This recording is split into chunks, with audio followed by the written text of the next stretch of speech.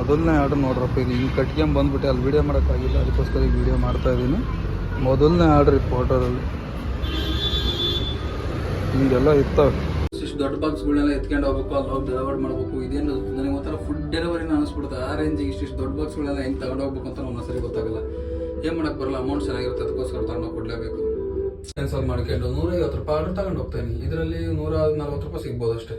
ಏನು ಮಾಡೋಕ್ಕೆ ಬರಲ್ಲ, ಎಲ್ಲ ಗಾಚಾರ ಟೈಮ್ ಎಲ್ಲ ಸರಿ ಇರಬೇಕು. ಅಂತ ಸರಿ ಸರಿ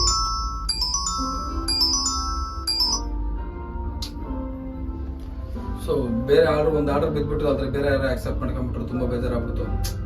ಇದು ಹಳೆ ಆರ್ಡ್ರದ್ದು 170 ರೂಪಾಯಿ, 140 ರೂಪಾಯಿ ಕೊಟ್ಟ, 145 ಆಗಿತ್ತು, 140 ರೂಪಾಯಿ ಕೊಟ್ಟ. ಓಕೆ, ಪರವಾಗಿಲ್ಲ, ಒಂದು ರೇಂಜಿಗೆ ಮಾಡೋಕ್ಕೆ ಬರಲ್ಲ.